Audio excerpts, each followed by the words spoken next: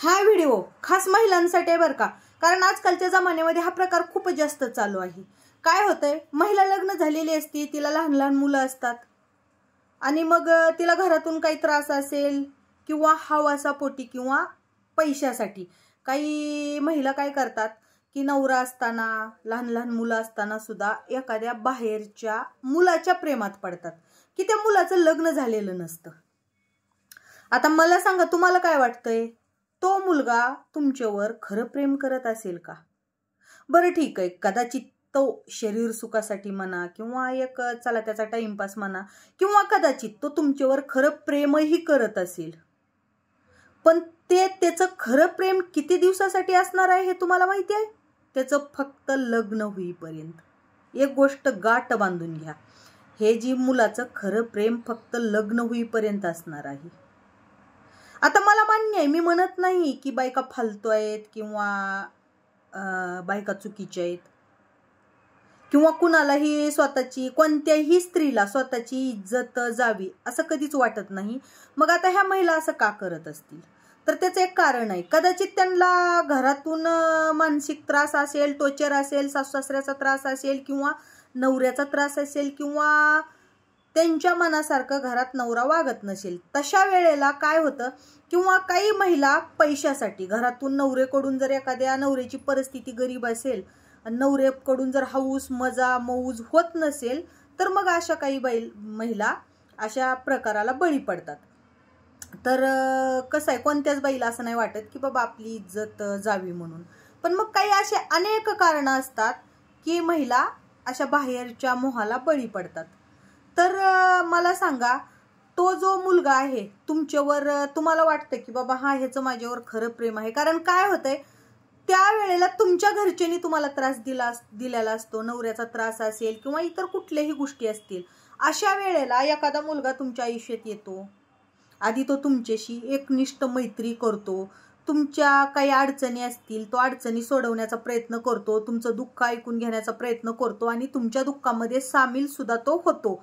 मग अशा वेळेला काही महिलांना काय वाटतं माहितीये का, की बघा माझा नवरा, माझा स्वतःचा नवरा असून माझ्या कुठल्या दुःखात सामील होत नाही, मी कुठल्या मनातल्या अंतकरणातल्या गोष्टी सांगायला गेले तर तो ऐकून घेत नाही, उलट मलाच त्याच्यामध्ये बदनाम ठरवतो। पण हा बाहेरचा असून ह्याचा माझ्याशी लांब लांबपर्यंत संबंध नसून सुद्धा हा माझ्या प्रत्येक संकटात अडचणीत धावून येतो, म्हणजे त्या मुलाला माझी खूप काळजी आहे असं तुम्हाला वाटतं।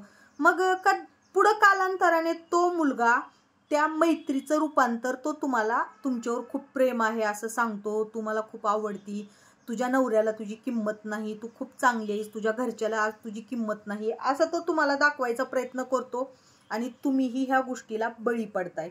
मग मी म्हणत नाही की तो मुलगा खरंच तुमच्यावर प्रेम नसेल करीत, पण तुम्हाला काय वाटतं त्याचं प्रेम किती दिवस असणार आहे? आणि त्यामध्ये त्या मुलाची चुकी नसते बरं का, चुकी तुमची आहे, चुकी महिलांची असते।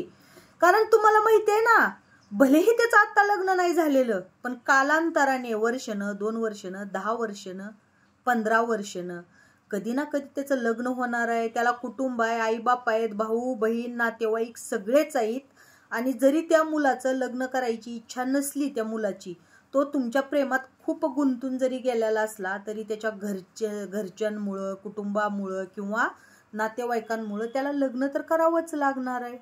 मग तुम्हाला काय वाटतं, त्या मुलाचं लग्न झाल्यानंतर त्याच्या आयुष्यामध्ये तुम्हाला तेवढीच किंमत राहणार आहे का?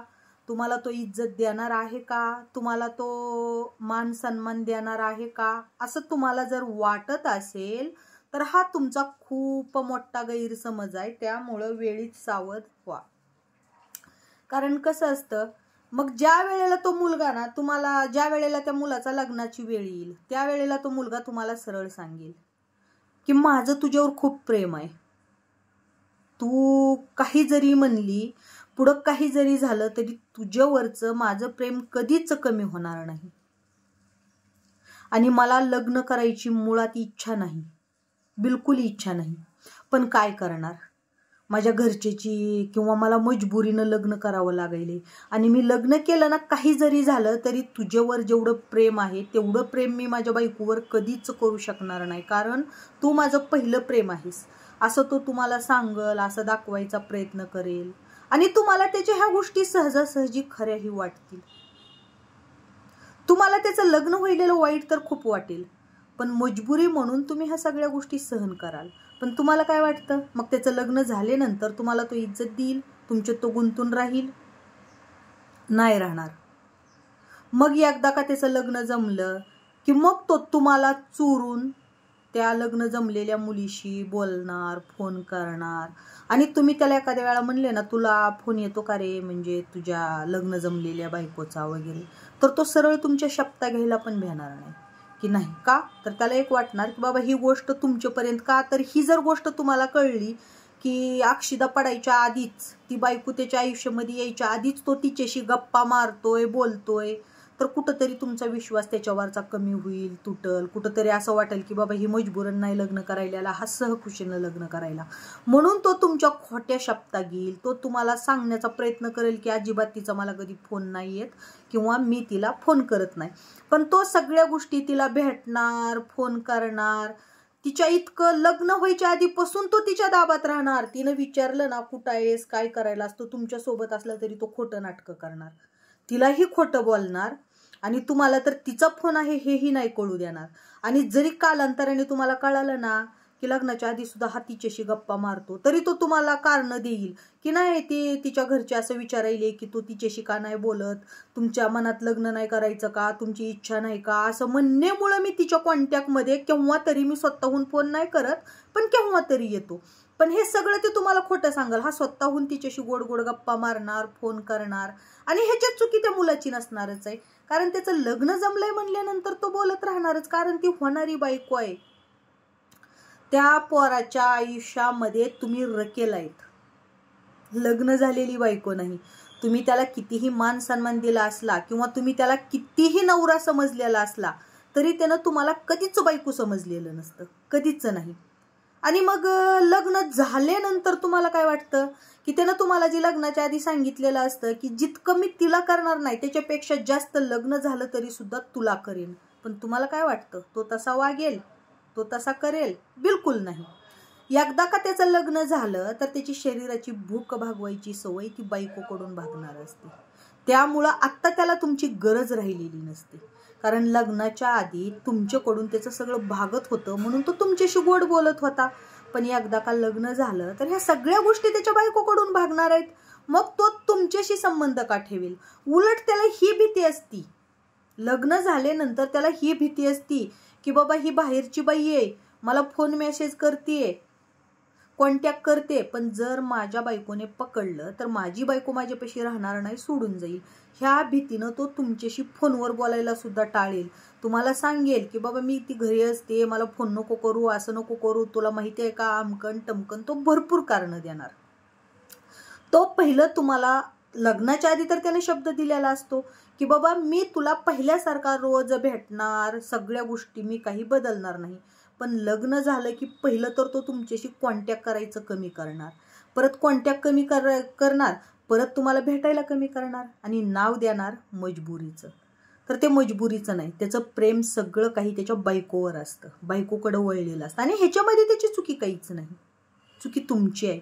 अहो इतकंच नाही, तुमच्या लहान लहान गोष्टी पहिलं तो आनंदानं साजरा करत होता. मग तुमचा वाढदिवस असेल, तुम्हाला कुठं फिरायला घेऊन जात असेल किंवा सगळ्या गोष्टी, किंवा तुम्हाला काही एखाद्या गोष्टी घेऊन देत असेल, तर ह्या सगळ्या लहान लहान गोष्टी पहिलं तो आठवणीनं करत असतो. पण लग्न झाल्यानंतर तो तुमचा वाढदिवस सुद्धा विसरतो आणि जरी आठवणीत असला तरी त्याची इच्छा नसते तुमचा वाढदिवस. मग काय करणार, तर बाबा आपण पहिले केलेलं आहे, मग मजबुरन जेव्हा तुम्हाला त्याला सांगावं लागणार की उद्या माझा वाढदिवस आहे किंवा आज माझा वाढदिवस आहे, मग मजबुरन तो कसा तरी लाजकाज तुमचा केक कापणार. पण तुम्हाला माहिती आहे, इकडं मात्र तो बायकोला जेवढी इज्जत देतो, बायकोचा लहान लहान कार्यक्रम असला तर तो स्वतःहून आनंदानं साजरा करायला बघणार. बायकोनं त्याला किती जरी काही जरी बोलली तरी तो बायकोचं ऐकून घेणार, पण नंतर मात्र तुम्हाला तो घाण शिव्या देणार. कशासाठी, तर त्याला एक वाटत असतं की आता आपल्या आयुष्यामध्ये ही जर राहिली आणि आपल्या बायकोला कळलं तर आपला संसार तुटेल. हे जर आपल्या बायकोला कळलं तर आपला संसार तुटेल. मग आपण तिच्याशी काय करायचं, तर तिच्याशी भांडणं खेळायचे, तिच्याशी वाद करायचे, तिच्या ज्या लहान लहान गोष्टी आहेत त्या दुर्लक्षित करायच्या, तिला टाळत राहायचं. मग तिच्या लक्षात येईल कदाचित की बाबा हा आपल्याला टाळतोय, हा आपल्याला भांडतोय, तिनं रागानं आपल्याशी जे काही नाते आहेत ती तोडले पाहिजे, म्हणून हे सगळे तो प्रयत्न करणार. इतकंच नाही, तो तुमची लायकी काढणार, तो तुमची इज्जत काढणार, तो तुम्हाला घाण घाण शब्दात बोलणार. मग तुम्हाला एकाच गोष्टीचं वाईट वाटणार की अरे ह्याच्यावर अक्षिदा पडला तर हा मला लगेच दूर करायला लागला, हा मला घाण घाण बोलायला लागला, म्हणजे ह्याला आपली गरज नाही राहिलेली. पण ज्या वेळेला मी ह्याच्या प्रेमात पडले तेव्हा तर माझ्याकडं नवरा होता, लेकरं होते, सगळं काही असताना मी ह्याला जाणीव नाही होऊ दिली की बाबा मला नवरा आहे, लेकरं आहे. वेळोवेळी ही म्हणील तवा मी ह्याच्यासाठी अवेलेबल राहिले, ही म्हणील तवा मी ह्याच्यासाठी धावत आले. मी कधीच समाजाचा विचार नाही केला, समाजात माझी इज्जत जाईल म्हणून विचार नाही केला, माझ्या नवऱ्याला कळलं तर माझा संसार मोडल म्हणून विचार नाही केला, किंवा माझ्या लेकरांच्या पुढे भविष्याचं काय होईल जर समाजात ह्या गोष्टी कळल्या तर, ह्या सगळ्या कुठलाच विचार नाही केला. मी ह्याच्याशी एकनिष्ठ राहिली. पण ह्याचं लग्न झाल्या झाल्या तर ह्यानं लगेचच माझ्यापासून लांब पळण्याचा प्रयत्न करतोय. मग मला सांगा, ह्याच्यामध्ये चुकी त्या मुलाची बिलकुल नसते हो, सगळी चुकी तुमची आहे. आणि तो पोरगा सरळच, मी ह्याच्या आधी पण एक शब्द सोडला, त्या पोरानं तुम्हाला जर बायको समजलं असतं तर लग्न झाल्यानंतर जेवढी तो बायकोला इज्जत देतो तेवढी तुम्हाला दिली असती. पण लग्न झाल्यानंतर तो जेवढी बायकोला इज्जत देतो त्याच्या अर्धी सुद्धा तुम्हाला देत नाही.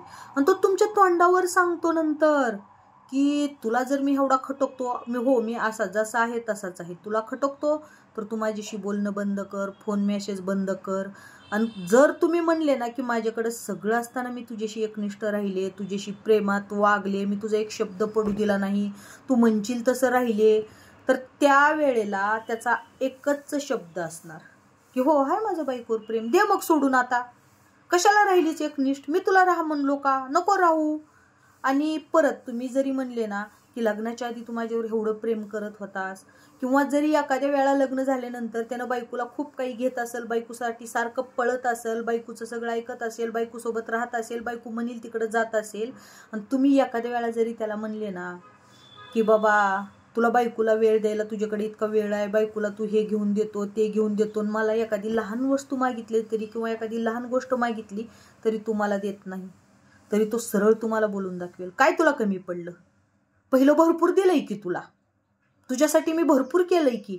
पण त्यावेळेला तो हे विसरल की त्यानं जरी पैशात तुम्हाला मोजत असला तरी तुम्ही स्वतःची इज्जतीचा विचार नाही केला. 4 माणसात तुम्ही त्याच्यासोबत फिरले, 4 माणसाला तुम्ही सगळं, म्हणजे तुम्ही स्वतःची सगळ्यात महत्वाची बाईची गोष्ट म्हणजे इज्जत असते, पण तो हा विचार नाही करणार की हिनारे स्वतःची इज्जत सुद्धा आपल्यासाठी घालवलेली आहे. आपण हिच्याशी ठीक आहे बायको आहे ना तर आहे, पण तुमच्याशी तो अजिबात पुन्हा एकनिष्ठ राहत नसतो, कारण त्याला त्याचा संसार असतो. आणि त्यामध्ये त्या मुलाची चुकी अजिबात नसते, चुकी तुमची असते. कारण त्यानं तुम्हाला म्हणलंच नव्हतं की तुम्हाला एवढा जीव लाव, तू तुझ्या नवऱ्याला दुर्लक्ष कर किंवा तुझ्या लेकराला दुर्लक्ष कर, अजिबात म्हणलेला नव्हता. हे सगळं तुम्ही केलेलं आहे. आणि ह्याच्यातून बाहेर पडण्याचा एकच मार्ग आहे बरं का, सुधरा, सावध व्हा. ह्याच्यातून बाहेर पडण्याचा एकमेव मार्ग म्हणजे वेळीच सावध होणे. जर एखाद्या, म्हणजे जर तुमच्या बाबतीत असं घडलं आणि तुम्हाला जर वाटलं की बाबा त्या मुलाचं त्याच्या बायकोवर खूप प्रेम आहे आणि असलंच पाहिजे, त्या मुलाचं त्याच्या बायकोवर खूप प्रेम आहे, तो मुलगा आपल्याला दुर्लक्षित करतो, तुम्हाला वाटतं ना की बाबा तो त्याच्या बायकोसोबत सुखात आहे, तर त्या मुलाशी कॉन्टॅक्ट करणे, फोन मेसेज करणे सरळ सरळ बंद करा, नाहीतर तुमची राहिलेली सुद्धा इज्जत जायला काही वेळ लागणार नाही. कारण त्या मुलाला आता तुमची गरजच राहिलेली नाही.